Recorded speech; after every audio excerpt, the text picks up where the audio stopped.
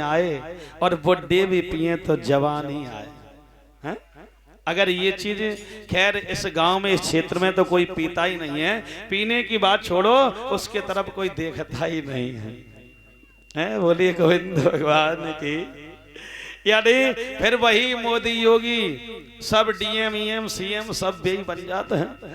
तो सबसे अच्छा रहता है कि शांत रहना चाहिए उनके सामने। तो भाई माँ ने सोचा कि अगर हम मना कर रहे हैं तो ये मुझे मारेगा पीटेगा। एकदम से कहा बेटा अगर तुझे धन चाहिए, रात का समय है और सुबह तू ले लेना मुझसे। वही मेरे भैया जब कहा कि सुबह ले लेना तो एकदम से मैया सो जाती है। आधी रात का समय हुआ, मैया ने सोचा अगर सुबह भी धन नहीं दिया तो फिर भी ये मुझे मारेगा पीटेगा।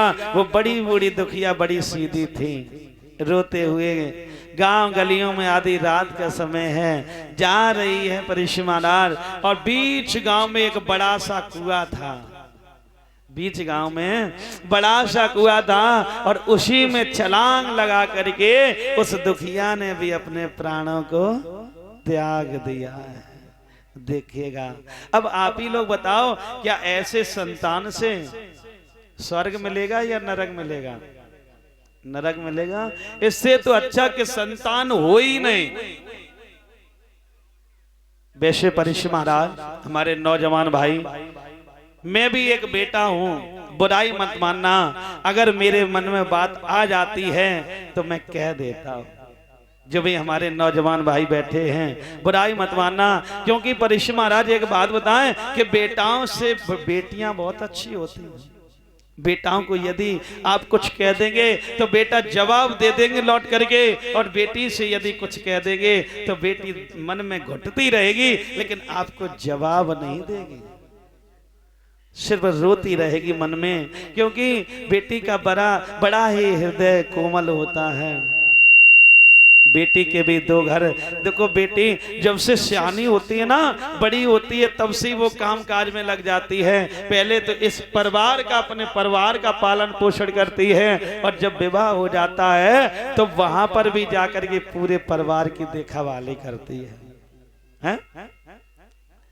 क्योंकि बेटियों जैसी, माताओं जैसा कोमल हृदय किसी का नहीं होता है।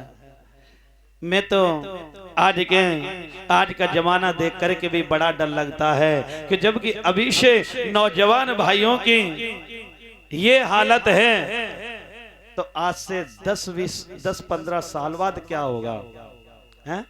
जबकि अभी से ये हालत है। जिनके माता पिताजी ने कभी गलत काम नहीं किया, मदिरा को धारण नहीं किया, गुटखा को नहीं खाया, आज उनकी संतान देखिए कितना उल्टा कदम उठा रही है।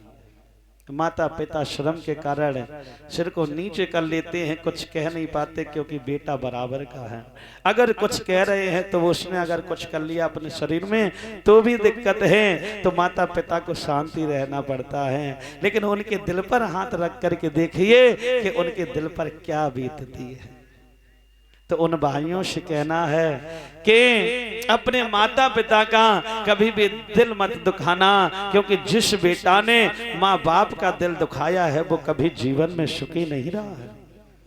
क्योंकि कहते हैं ना कि जो भी तीर्थ हैं सारे तीर्थ आपके घर में ही हैं। अगर माता पिता घर में जीवित हैं तो आपको कहीं मंदिर में, कहीं तीर्थ यात्रा पर जाने की जरूरत नहीं है, कहीं पर दान पुण्य करने की जरूरत नहीं है। देख लो कि मेरे पिता की इस चीज की इच्छा है तो उस माता पिता को अच्छे से वस्त्र लाओ, पहनाओ, अच्छा भोजन कराओ, अच्छी अच्छी चीजें खिलाओ। उनका जब आशीर्वाद लगेगा ना तो आप बहुत ऊंचाइयों तक जाओगे।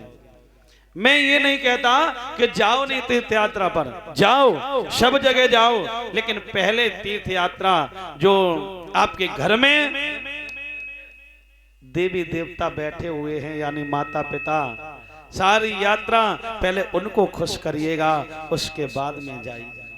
अब माता पिता घर में यदि दुखी हैं और आप तीर्थ यात्रा कर रहे हैं तो उससे कोई मतलब नहीं है।